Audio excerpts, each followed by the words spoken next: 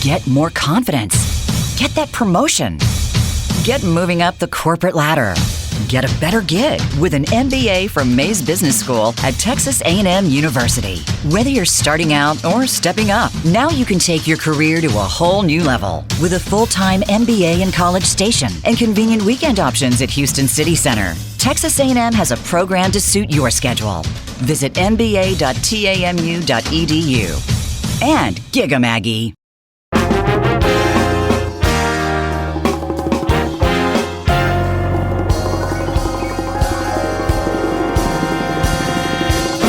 Howdy, welcome to Maize MasterCast. I'm Shannon Deere, the Assistant Dean for Graduate Programs, here with your remarkable host, Ben Wiggins. Your jorts-wearing host, Ben Wiggins. He did not wear the jorts at the Crossfit competition this weekend, I didn't.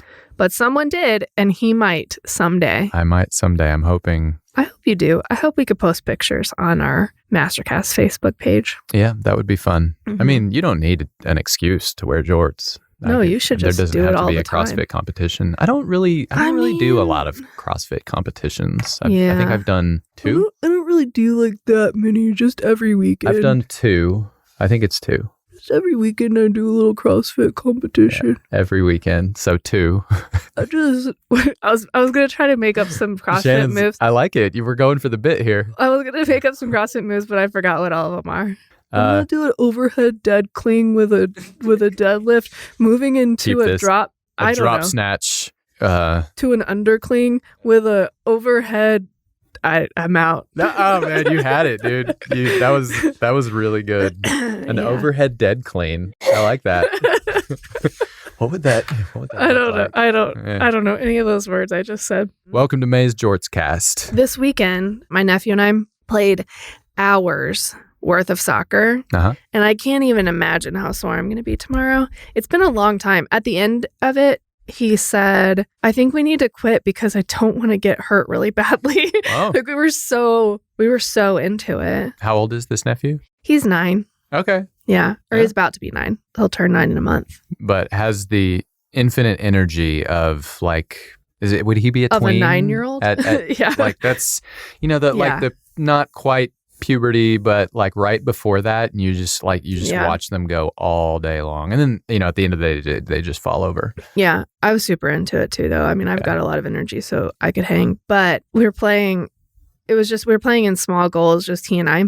1-on-1? Yeah, 1-on-1. Ah. And I'm trying to get past him, which he's got every advantage on me. He's fast. He's got the skills that I have not used in 25 years or whatever. Yeah.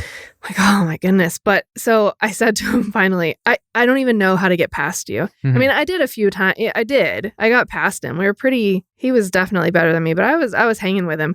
But I said, I don't even know how to get past you. And I was getting annoyed. And he said, really humbly, he's like, in the games, he's a defender. He's like, and he's small, but he's a defender in the game. He said, in the games, they do call me a brick wall. I was like, yeah, I can see why. Yeah. It was he was really not trying to brag, but he was like, maybe you can't get past me because that's my thing. That's why I play for Bayern Munich. Yeah. It's like, okay, cool. Good to know. Thanks. Right. I don't feel so bad about myself. Hey, the force is strong with Clan Giraffe. It's true. It's true. And they run like deer. I mean, the last name is appropriate. They're fast. I see what you did there. They're fast, those deers. All right. Those deers. On today's show, we have Dr. Mary Lee Mcanally, who is one of my heroes and has been very instrumental in my life, and I appreciate her very much. She is a professor of accounting at Maize Business School. She teaches financial reporting, analysis, and valuation, and she literally, to quote that new generation, wrote the textbook on all of those things, and it's widely used across the world. In the past at Texas A&M, Dr. McAnally has served as the Director of Innovation and Strategic Planning and the Associate Dean for Graduate Programs. She's done many, many amazing things, and as you'll hear on the show, she is Canadian, so it's about time to get started with the episode. Let's do it. I think I went into another accent there at the end of that. Okay. It's about time to get started. Get started. You crossed over from Canada to Boston, yeah. Oh, yeah. Yeah, you crossed the border. I hope you enjoy the episode. Enjoy. We welcome Mary Lee McAnally to the show. What is your favorite superpower? I think a deeper sense of wonder. So wonder is, for me, is the ability to stand still and just be transfixed by something and just be so taken by it that you get a sense of just being there with it. So like on the way over this morning, the birds. I was about to ask the last thing.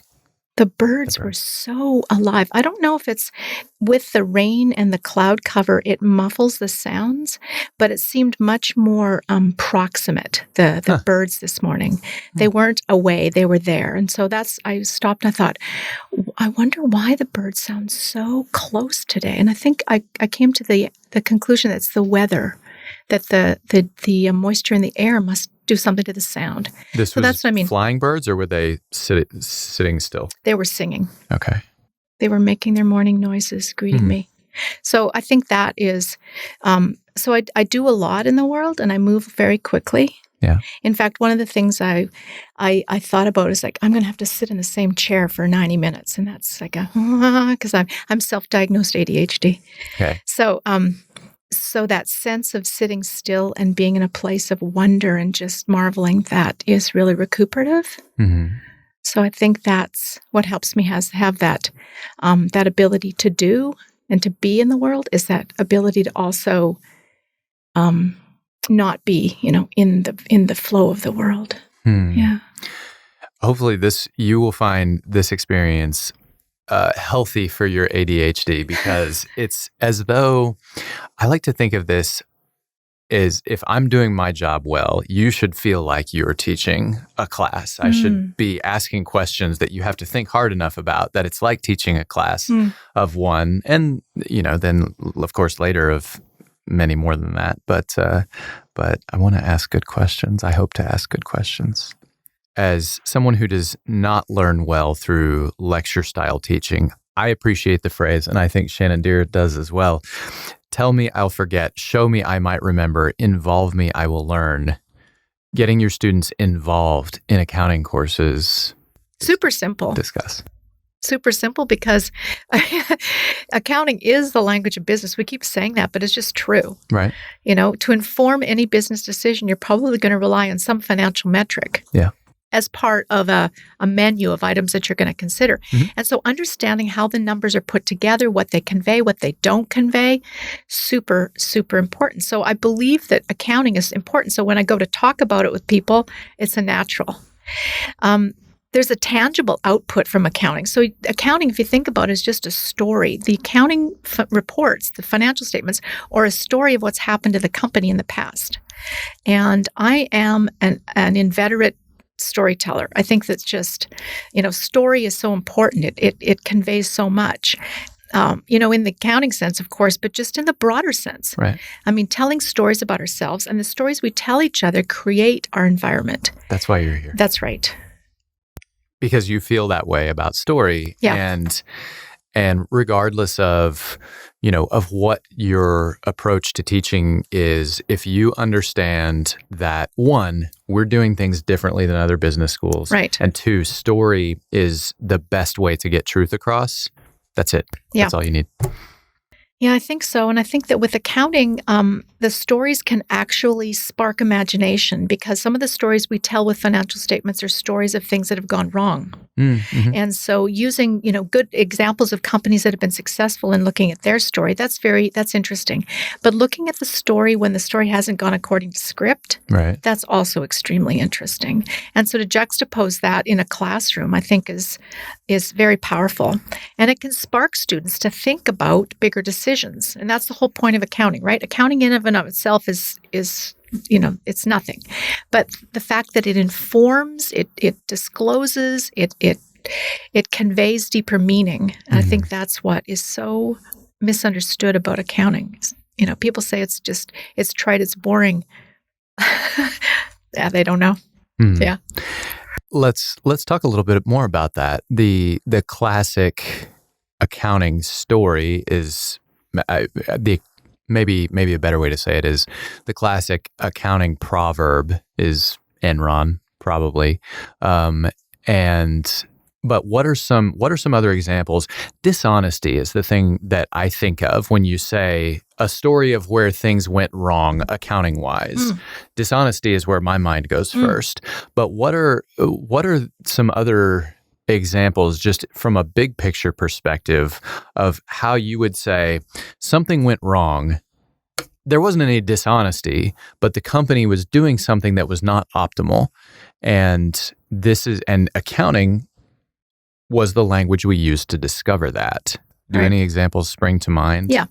So recently we've gone through a spate of goodwill write-offs. Okay. So goodwill arises when one company buys another. Right. And they pay more than the value of the individual assets and liabilities. So if you think of all the assets and liabilities and you figure out what each of them is worth singly in the market and you add that all up, they pay more than that. Right. I'm patting myself on the back. You remember that? You remember that? Okay. So that premium is supposed to arise because the assets in the new owner's hands are going to be of more value than they were in the old owner's hands. Right. And we sometimes call that synergies. Okay. It turns out that in large sample evidence in finance and accounting research, we find that we pay too much. That most of these mergers and acquisitions, that premium, that synergy is overvalued. We pay too much. And so the overvaluing of synergy. The overvaluing of synergy. And we do that because there's a lot of different reasons, but one of the reasons is we fail to account for all of the costs that are going to happen as a result of the merger. We overestimate the revenue that will come in the future. Right. We underestimate the integration time and cost. And then the psychological aspects kick in. Hubris, we can make this happen. Or there's the escalation of commitment. We're already in for $1 billion, may as well go $1.2 billion. Well, they're in for $1.2 billion. We could bid $1.3 billion. Right. Et cetera, et cetera.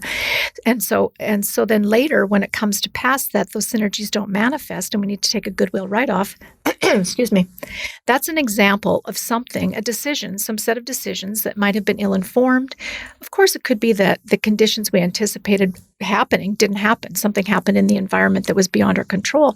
But when they happen over and over and over to a company, sure, and they're constantly doing restructuring, it means that there's a story there about what the decisions are that managers are making. And when we ascribe success to the managers in the good times, can we ascribe, failure to the managers when things don't turn out well? And so talking about those things is so energizing and exciting. And I think they can be a really learning opportunity. And it all comes from these financial statements, unpacking the financial statements. So that's what I mean by the stories. But yes, and that's fascinating stuff. And the irrationality of the irrational exuberance, I guess, or the irrationality of the bidding war. Yeah. In the case of, like you were talking about, they bid at 1.2, we can bid 1.3. I think I'd call it bounded rationality. In other words, they haven't taken into account all the potential possibilities because their cognitive processes are bounded. So they're being as rational as they can given the information that they have.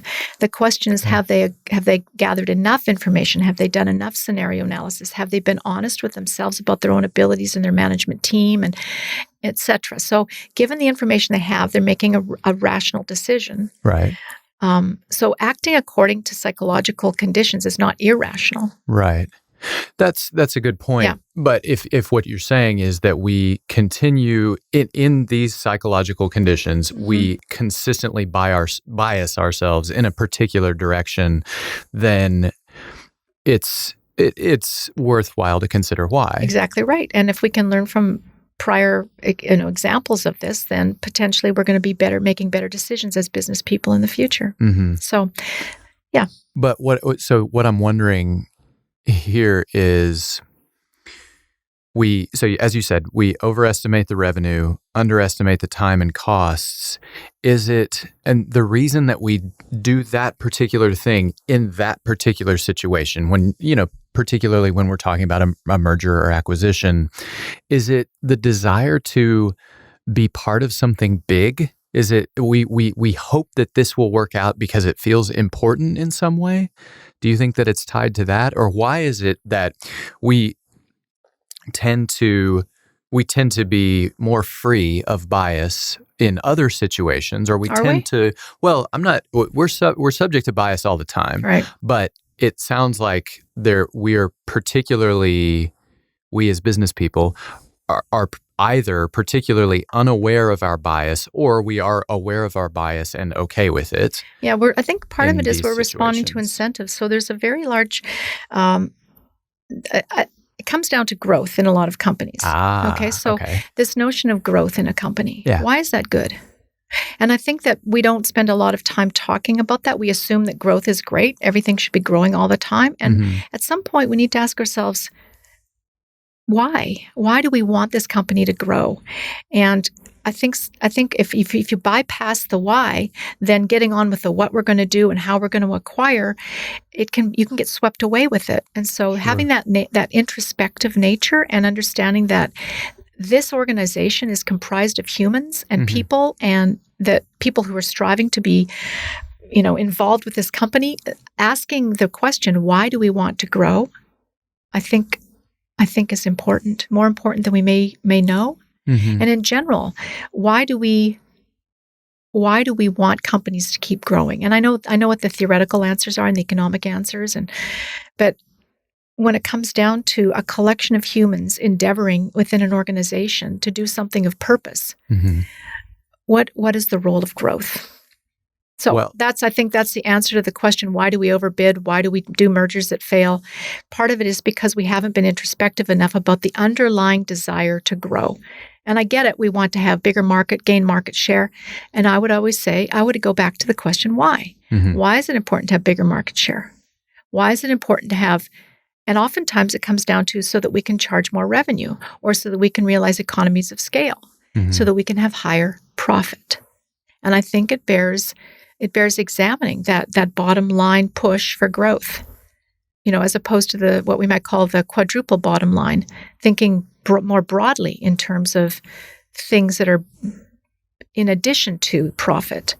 So this is a business school, and it's important for us to remember that we, by being here, have some belief that bringing the laws of supply and demand to the world's vexatious problems is good. And at the same time, we have to recognize that profit has been to some degree a corrupting power when we only focus on it. Profit at all cost has led us to a lot of bad outcomes. And maybe it's heretical to say that as a business person, but I think increasingly people are starting to talk about broader concepts of capitalism and how it might be used for the betterment of the world. And you're familiar with triple bottom line, but there's quadruple bottom line. So there's profit, people, planet, and purpose.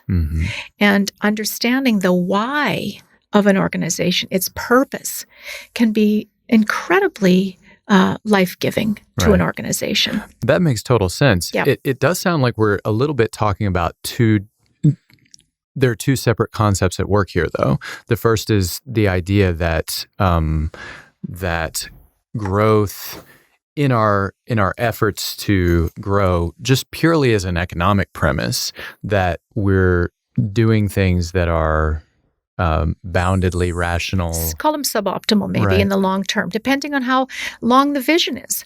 If you scope out 100 years, we'll look back and we'll see that we were doing things suboptimally.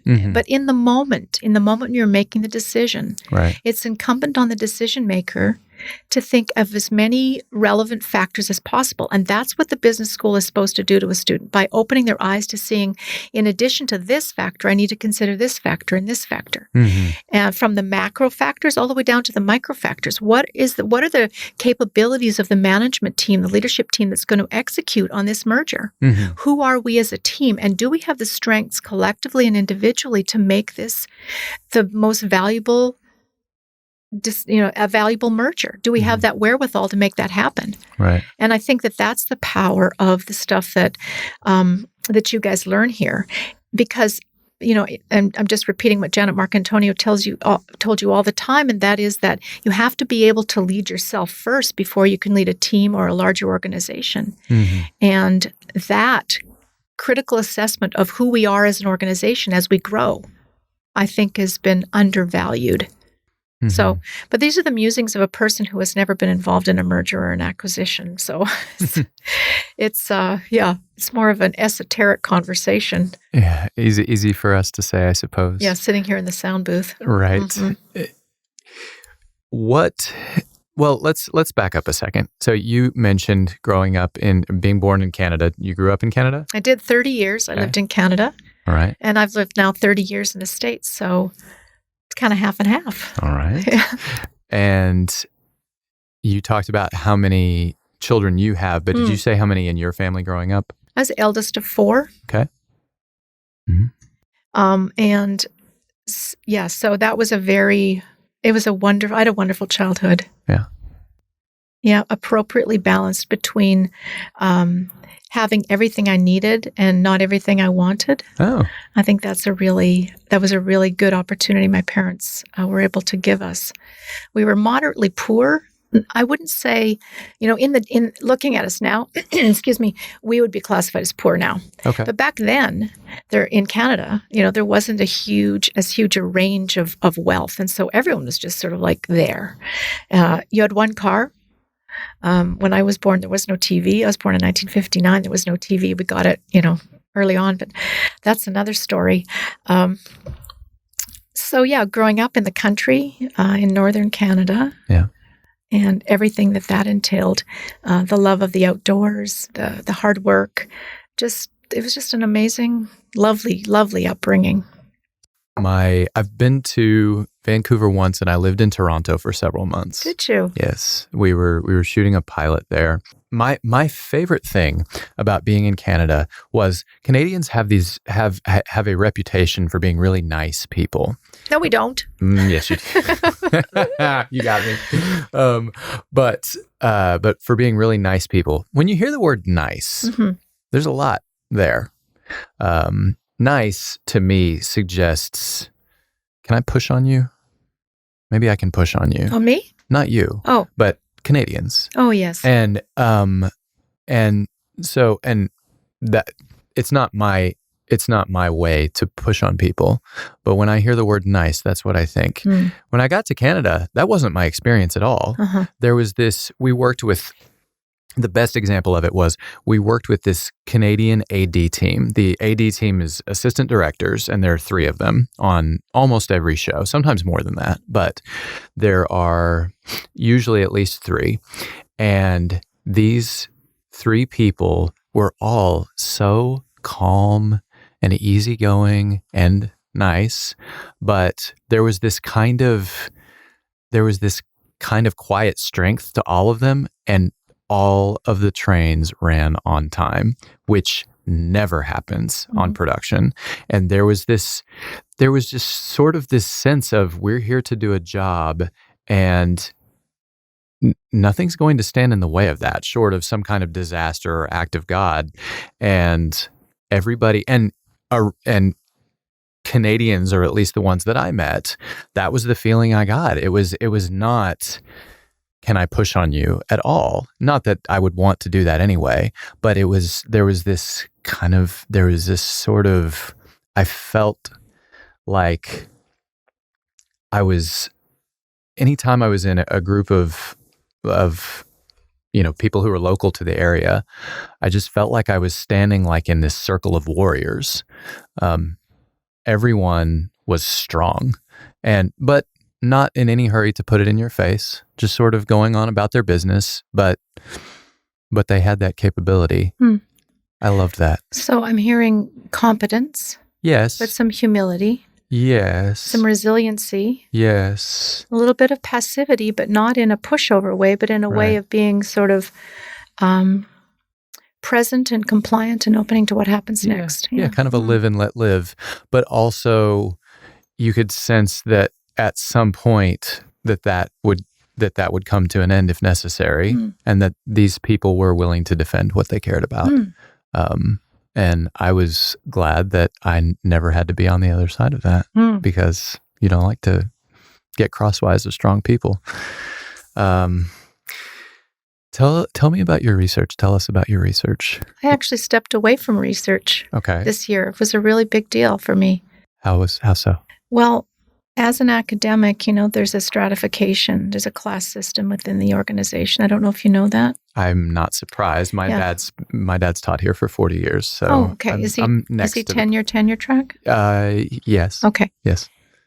So there there is a distinction in the organization as far as voice, as far as pay, as far as decision making. And I've been really privileged and entitled. And it's been an absolute blessing to be a tenured faculty member for all these years. Sure. And so to make a deliberate step away from that was good. It was good because I got to see that in deliberately giving up that I am still tenured for another 2 years, so it's not done yet, but making that decision that this is not something I want to do anymore. And I think it's one thing to step away from it when you feel you're at the end, but I didn't quite feel I was at the end. So in other words, I was stepping away from something that I was still partly intrigued by doing, but I felt like I was stepping towards something I really wanted to do more. Which is, I'm working now with a process called Appreciative Inquiry. yes. Let's talk more about that. So Appreciative Inquiry is what I'm going to put the rest of my life force into it professionally. That's quite a statement. Yeah, so walking away from the research was a little sad and giving up some of that rank in the organization. And I didn't really realize that I felt like that until I went to give it up. Huh. Right? Like I didn't know how privileged and entitled I felt, and I benefited from that until I made the decision not to be that anymore. And I found that very interesting, that you don't know until you come to a tension point where you're making a decision. You don't know really, you haven't really explored that. So anyway, so going back to Appreciative Inquiry. Yes. So Appreciative Inquiry is a way of effectuating organizational development. So think about an organization that wants to change or grow or pivot or develop a strategic plan or make some kind of a difference in their organization. So the organization wants to develop and change and grow. Okay. Appreciative Inquiry. How does that typically happen? So the business world, we think about, for example, let's think strategy. Okay. One of the tools we have is we go out and we do a Porter's 5-force analysis, or we do a SWOT analysis. Okay, we got those buzzwords, we've got those tools in our kit. I love Porter. Yeah, we love Porter, and SWOT is very powerful too. Yes. You know, we as humans have this negativity bias, it turns out. So if they do studies, people actually gravitate towards the negative side. And I think maybe it came from being cave people. You know, we had to be always chronically aware of the risks and the threats in our environment because it was life or death. Well, and it shows up in media. It shows up in everything, We watch stuff that makes us angry. Right. Or exactly afraid. Right. And we love to gossip. And when someone lowers their voice to tell us something that we don't want to, we feel gravitation towards that. And we feed on that negative energy a little bit. So knowing that, it turns out that when we go to do organizational development, we try to figure out what's wrong with the organization, where are the problems, and how can we fix them. Right? So we go into this problem-solving mentality. Yeah. The thing with problem-solving is it devolves into fault-finding and negativity. Okay. So anytime there's a problem, we want to fix it, which means we have to find the causal factors for the problem. And that tends to turn into, finger-pointing, finding who's responsible. Yeah. And it's so draining to be the one who gets the finger pointed at them. Boy, isn't that true, Kyle? Yeah, right?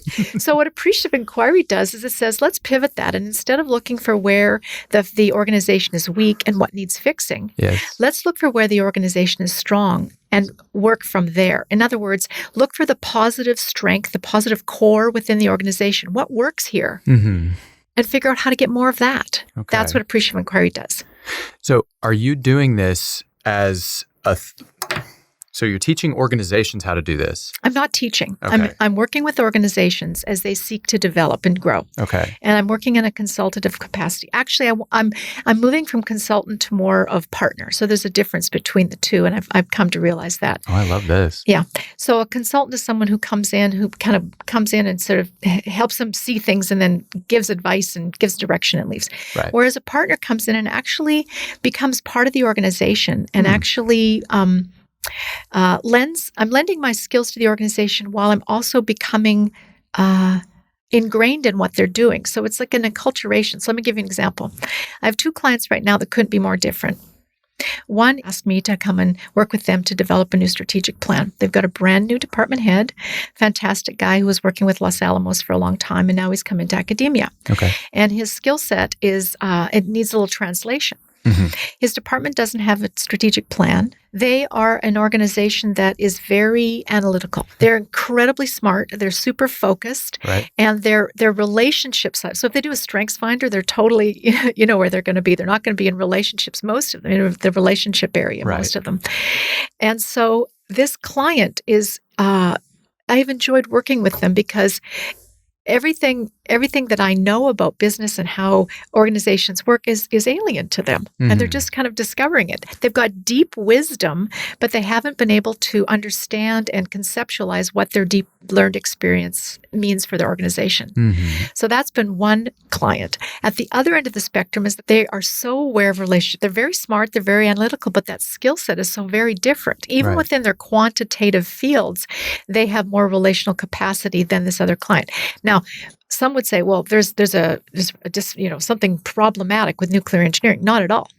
That's not a problem to be solved. It's this amazing opportunity for them to step into. Mm-hmm. So that's what I'm doing now. Well, and so then what can you share with us about how you, contrary to saying, okay, we're going to teach you all core skills or relational skills or whatever, Yep. whatever we might call them, what can you say about, or what's the Cliff's Notes Of Appreciative Inquiry? right, Yeah. when it comes to, say, that organization? Yeah, so it's the same process over and over, but the outcome itself is directed by the organization. So what we do with Appreciative Inquiry is we go through a cycle. That has 4 parts. The first part is called discovery. We want to discover what's the best of the organization, Mm-hmm. and the organization can be you, Ben Wiggins. Mhm. Let's have a conversation about what is the positive core of goodness of Ben Wiggins. So we would talk about there's your not strengths. much. Oh, there's tons. There's you could do their assessments and all that kind of stuff to uncover what it is when Ben Wiggins is at his best, and he is the superpower thing. When you're manifesting your superpowers, Yeah. what's happening then? And to look at the conditions that give rise to that. So the antecedent conditions, the underlying strengths, the organizational environment, whatever it is that's giving rise to Ben Wiggins being at his absolute best. What is that?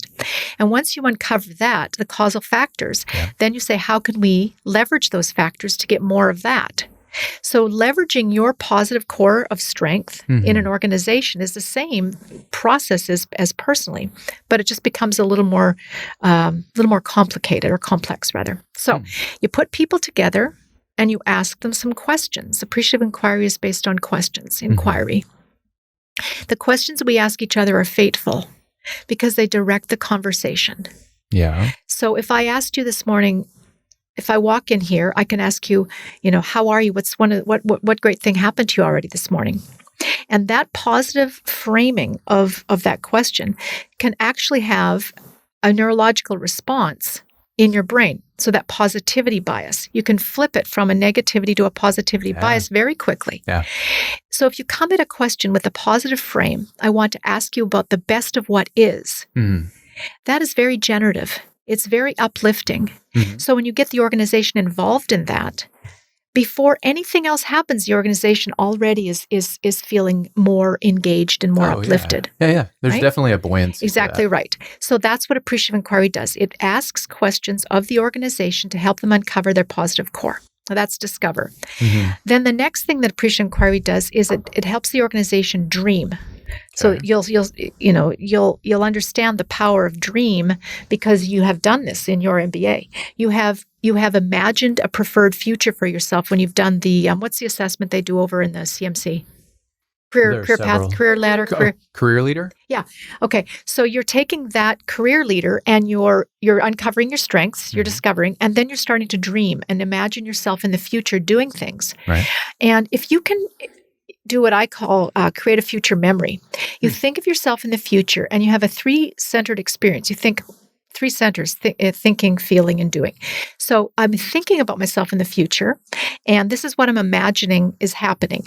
What am I thinking about? What am I engaged with intellectually? Mm-hmm. How am I responding to that? In other words, how is my feeling, my emotional center engaged with what I'm doing in the future? What is my body doing? Am I outdoors? Am I interacting with people? Is it quiet? Do I have a balance of out and in? Do I have in-breath and out-breath? In-breath is sort of when we're An out-breath is when we're, how am I balancing the flow of my day? Thoracic versus diaphragmatic. Exactly right. So if you have that 3-centered future memory, now you've created a vision yourself in the future. And it turns out that as humans, when we create a vision, we actually start gravitating towards it. It's the sunflower effect. What's that? The sunflowers in the field. So the sun comes up in the east in the morning, and the sun, if you take a time-lapse photography photograph of a sunflower, it tracks the sun during the day. In other words, it gives its attention, without knowing it, it gives its attention to what's feeding it. Its attention is going towards its energy source. Its energy source is replenishing it, and it's following it all day. So now take that concept and apply it to Ben Wiggins. If Ben Wiggins or the organization that I'm working with can figure out what gives it energy, what gives it life, what's its life-giving force, and it pays attention to that, it'll grow. It'll grow in the direction of what gives it energy. So that's the dream. So the discover is figuring out what the positive core is within the organization. The dream is casting a vision for the organization. And, doing that in all 3 centers for the organization means everything from structural. What does it look like when this organization gathers? So when people gather, there's people, but there's also place. And that physical space creates the feeling, the mood, the energy of an organization. So when I say cast a future memory in all 3 centers for an organization, the physical center is how are we moving with each other? Where are we gathering? What is the physical orientation of our desks? That's sort of notion. When we're at our best, what does this place look like physically? When we're at our best, how are we engaging with one another? What's the culture of our environment? Is it supportive? In other words, rather than saying we have a toxic environment, we want to fix it, we say we have people in our environment who care a lot about students. Let's feed that energy. Right. And it's not that we try to stop the silos. It's just that by building connections, the silos drop. There's an example. So discover dream. Then the next part is to design. Okay. And design means, well, how are we going to make manifest that dream or that vision we have for our organization? What is it that we are going to do? The practical things, the strategies and the tactics. How are we going to organize ourselves? How are we going to communicate? When we are firing on all pistons, how is the organization flowing? And so part of it might be creating a customer experience map, because we want to know our touch points with our customers so that we can craft that experience. And then the last part is to deliver. So actually go into the organization and make it happen. And that's where the work happens, the actual implementation of a strategic plan or of an organizational design. So that's what I'm doing now.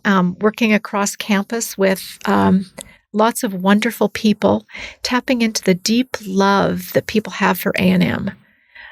So to do this process, we put people into a room and we have what we call a summit.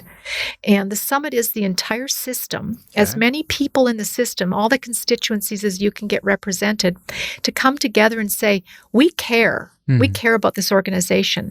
I'm a student. I'm a donor. I'm a customer. I'm a employer. I'm a worker. I'm a faculty. Put those people all together and then say, what do we want to do with this organization? What do we love? That is so wonderful to walk around campus and do that with people who love A&M and who want this place to be the best it can be. I'm telling you, it's just been the greatest last year. So this started off a question about research, moving away from research, a little bit of sadness, a little bit of grief, but stepping into something so much more expansive. So it's been great. That's my research question, my research answer. Nice. Briefly, let's touch on the strategic planning initiative for Maize. How did you approach that? What was different about that than other things that you've done in the past? Were you already onto Appreciative Inquiry at that point? I was using Appreciative Inquiry in some of my teaching and in some of the tasks that I had to do as associate dean. So for example, annual performance evaluation. How does that usually go? So tell me what you did and here's what your goals were and did you meet them? And those encounters are very stressful and they leave, contrary to what people think, I don't think managers like doing those, really. And I don't think employees like having them done. They tend to be top down. They tend to be, feedback flowing down the hill, and they tend to be very stressful for people. So I came across the Appreciative Inquiry version of performance evaluations, and it goes like this. Before you come to visit with me, Ben, I want you to spend some serious time thinking about everything you've accomplished this last year. And I want you to identify something you're especially proud of. When you were at your best last year, what were you doing? What was the one or two things that you look back on the year and say, gosh, that was so wonderful that I got to do that? Now think about how that happened. What was it that caused those successes in your year? Who else was involved? What were the factors and conditions within the organization and within you that caused you to be so successful? Now let's think forward a year. 1 year from now when we're having this conversation, what do you want to be telling me about? And when you filled in those questions, won't you come and tell me and share with me? And then it's celebratory. Absolutely. It sounds amazing. But then how do you translate that into more effective action? Right. Or maybe you're not worried about effective. So you are. You definitely are, because the organization has its goals and objectives. So what happens in that reflective process is someone naturally will be able to celebrate what went right. Yes. And they'll say, I want more of that. And by moving towards what you want more of, you will actually become more effective. So this is one of the things we think we need to do. We need to find what went wrong and fix it. And I don't disagree that is an outcome, but it's tangential to what went right, and let's get more of it. Okay. So let me give you an example.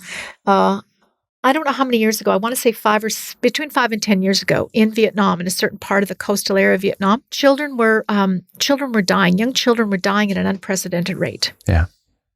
So this seems like a problem we need to fix. Yes. Let's go find out what went wrong. Okay. But the person they brought in was Appreciative Inquiry trained. And he instead went and tried to find the incidence of positive deviance. What's going right? How is it that not all the children in Vietnam are dying? Okay. Right? Children are dying, but they're not all dying. So instead of looking for what was causing the deaths, he went and looked for what was causing the non-deaths. Okay. And he quickly found out that there was a couple of factors, and I won't go into all of them, but one of them was that the mothers of the children who weren't dying were ingesting certain shellfish, macerating them, and putting them back into the children's mouths. So there was immunity being transformed, antibodies being transferred to the children. And so by looking back at the children who were dying and finding that wasn't happening there, that incidence of positive deviance led to solving the problem. But he didn't go about looking. He knew there was a problem. Right. And that's why he was brought in. But you see, he went for what was positive and what was working. And by getting more of that, the problem disappeared. And that mindset is so counter to our notion in business that we need to be looking back and finding the problems and fixing them. The issue with doing that, or the consequence of doing that, is that it creates angst. It drains us of energy. Right. And we can be anchored on the problems and actually create more of them. So, funny story. When I was a kid, we skied a lot. There's a hill in Banff called a ski area called Mount Norquay. Okay. And one of the runs on Mount Norquay has one big pine tree in the middle of the hill, and it's called Lone Pine Run.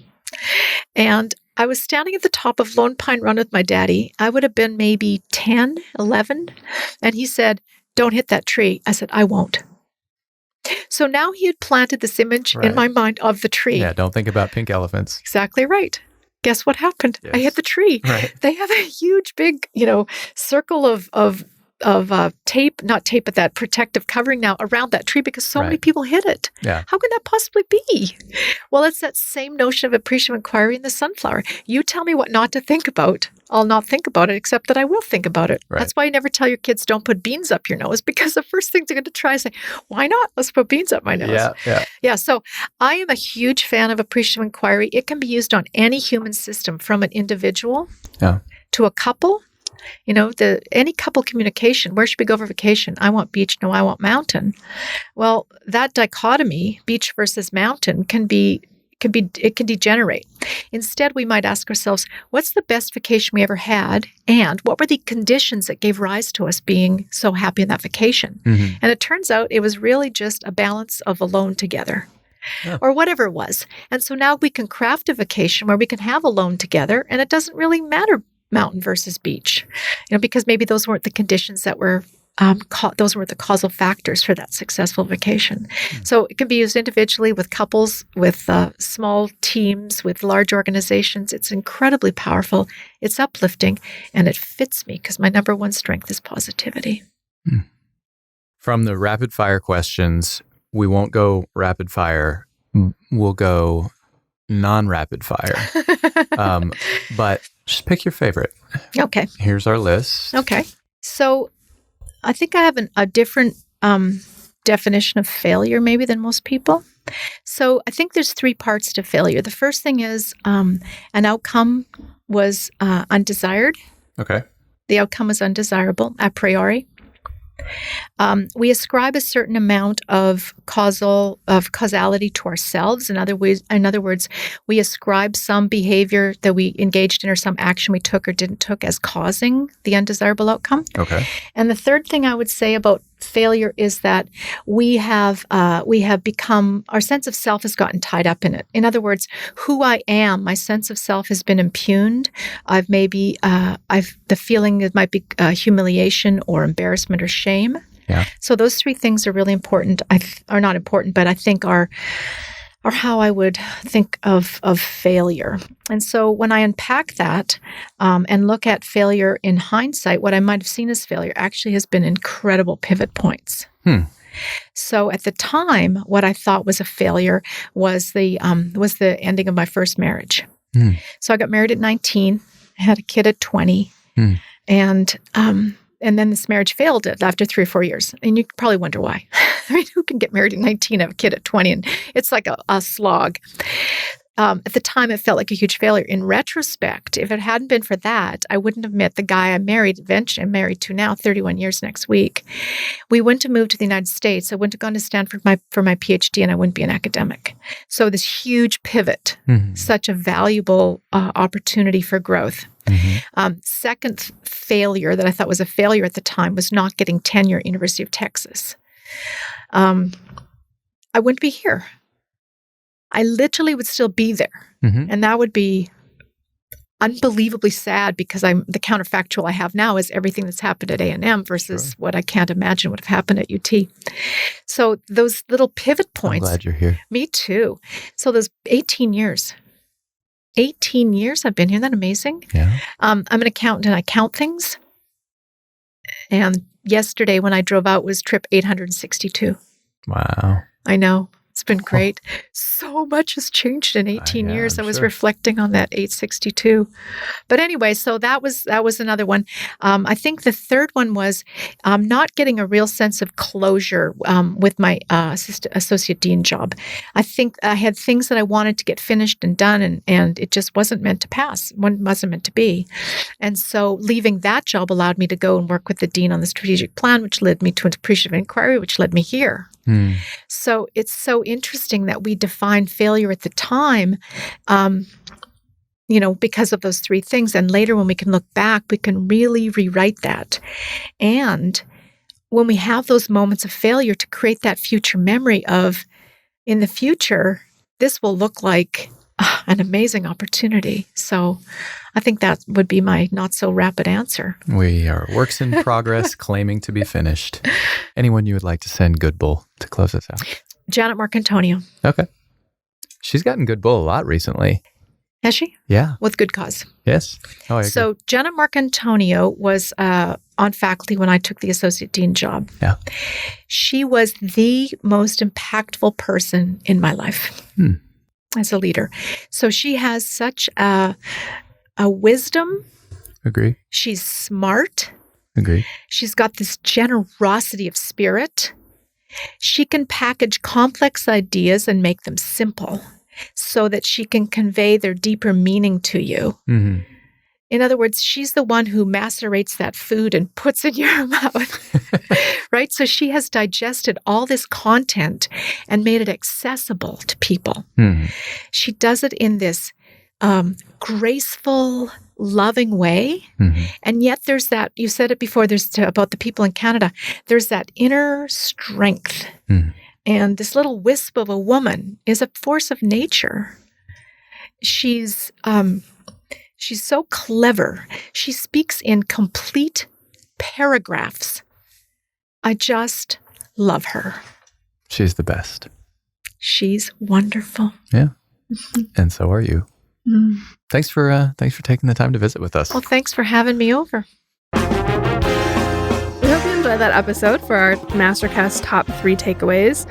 I want to start with profit at all cost. So Dr. McAnally talked a little bit about how profit at all cost has brought about some bad outcomes. And in addition to the triple bottom line, people, planet, and profit, which we've talked about on this show and I've written a lot about and done some things with, which is interesting.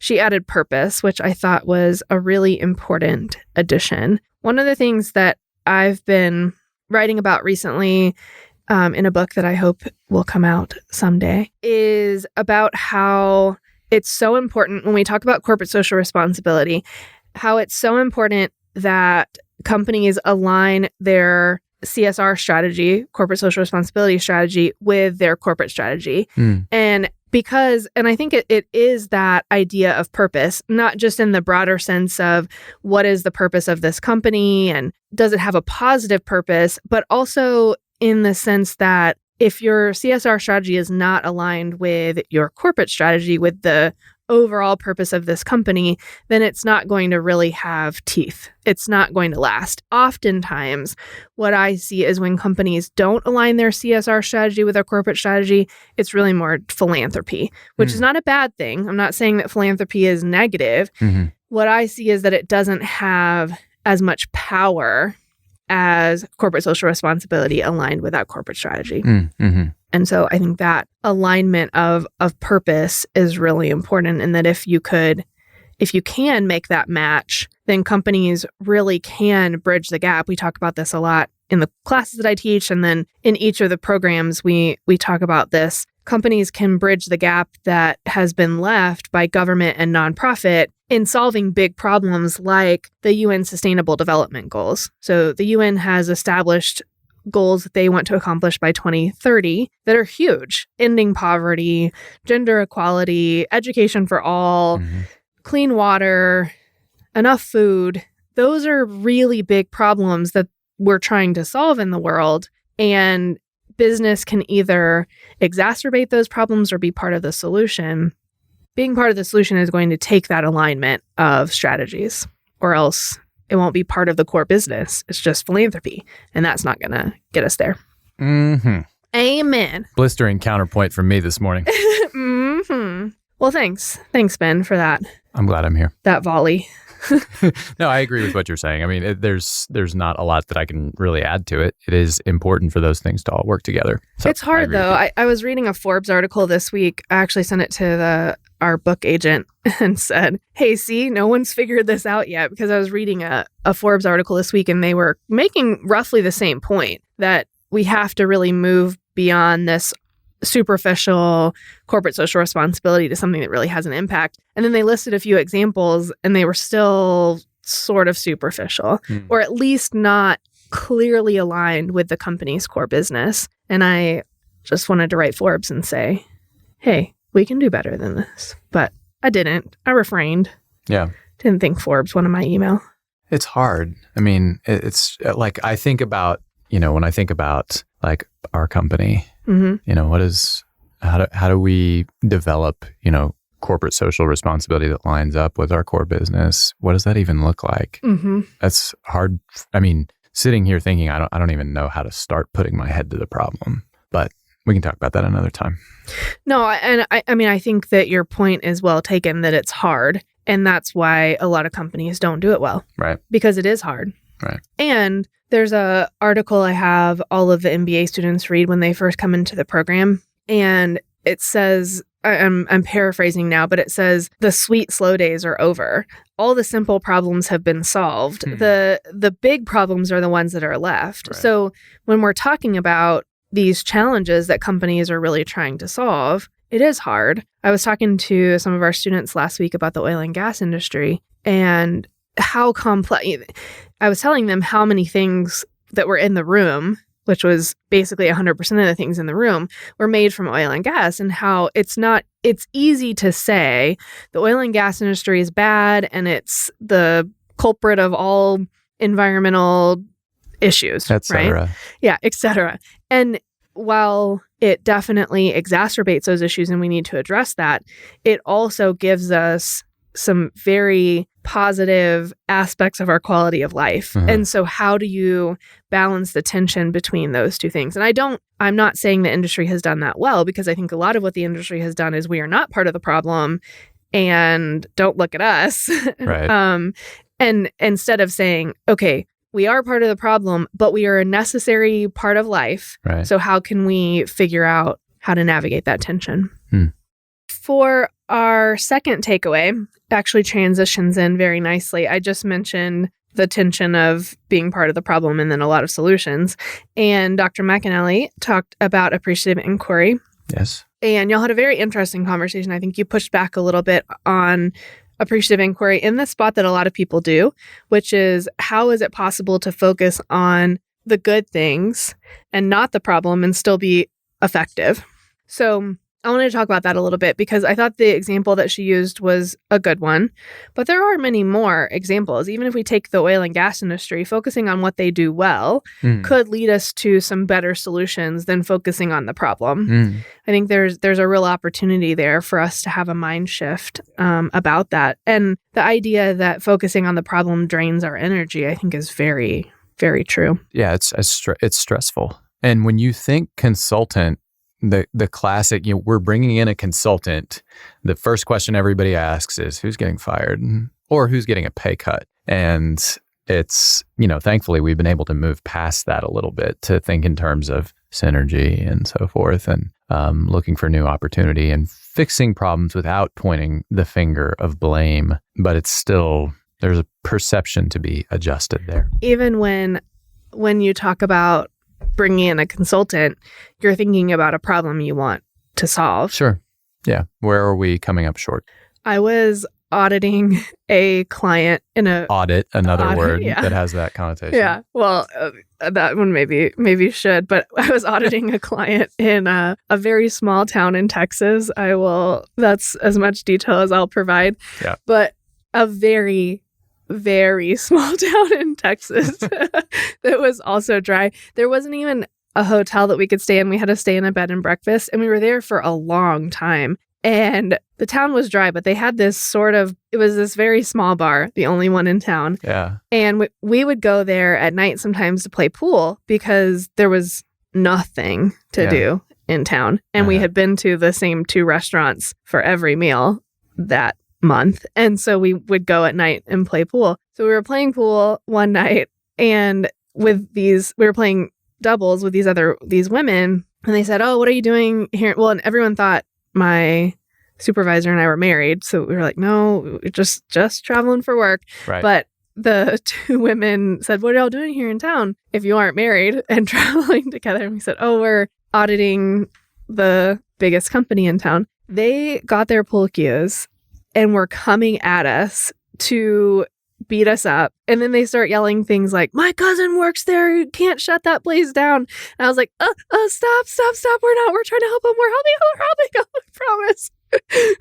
We're helping them. I was like, I'm going to die playing pool in this tiny bar in this tiny town. Nice. Because they think I'm trying to shut down the company. Then they were like, "Well, my cousin works there. My dad works there. My granddad works there." I was like, okay, everybody in this town works there, but we are really trying to help them. And I had to explain that for a while before I felt like my life was not on the line anymore. Right.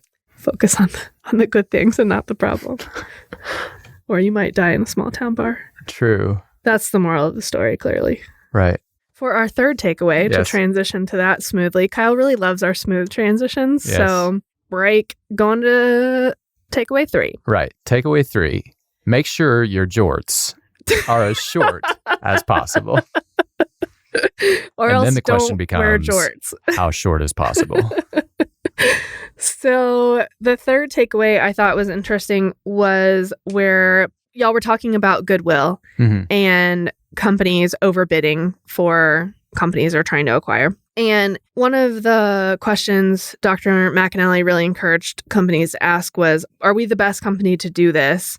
And even taking that a step further, is the leader of that company the best person to take that company in a new direction or to go through this acquisition? And I just was struck by how infrequently companies or leaders of companies are willing to ask those questions. Mhm. And we had RJ Heckman on the show who talked about how important it was to ask if the leader is the right person for the company's strategy or kind of strategic direction at that time. Right. And then we had Damon Diamore on the show, and he talked about how unwilling executives are to admit when they don't know something or when they have a shortcoming or when they're feeling insecure. And so we have this tension then, or this intersection of companies needing to ask the question, is this the best leader to take us in this direction? Yeah. And a leader who's not willing to admit whether or not they're the best person to take the company in that direction. Yeah. I think that's pretty obvious that we see that happen a lot, but what is the solution to that? How do we overcome that and really say, and maybe it's part of protecting those executives to say you still have a role here or you still have something you can do, but Right. it's not that role. It's not taking us in that direction. I don't know. It seems really, really hard to overcome. Yeah, it's really fraught. And yet has probably led to, if not failures, at least blips for many companies. Sure. Well, the challenge is you have this person that you've invested all of this time in. Mhm. You've probably given them a significant contract as an executive, and then all of a sudden you're considering doing this new thing. There's possibility for tremendous value add in all kinds of ways, but there's a mismatch. Well, what do you do? And there may not even be a mismatch, or certainly that person may not have done anything wrong. No, yeah, It's just I agree with that. There's a better person that could take us here. Right. That seems really tough. Yeah. And so much of it is based on things that you don't really have answers to necessarily. And that's what we're talking about, is how to figure those answers out. But a lot of it is pretty nebulous. So Sure. You want to close this out with a quote? I would love to close this out with a quote. A good person does not have empathy. She is empathic. Since he has given up the illusion that he is self-contained, he naturally flows out to others. The result of coming to know myself, the wounds of shame and guilt, the disappointments of love, the unfulfilled dreams, is that I recognize the same in others. She, the empathic person, feels the injury as if it were her own. Empathic men and women have stepped out of the hierarchical way of viewing relationships. You're either one up or one down, and have become co-beings. You know immediately when you're with them because they don't talk at you, don't interrupt, don't give advice. They listen and stand beside you, and in their presence you have an uncanny feeling that you have been given permission to be yourself.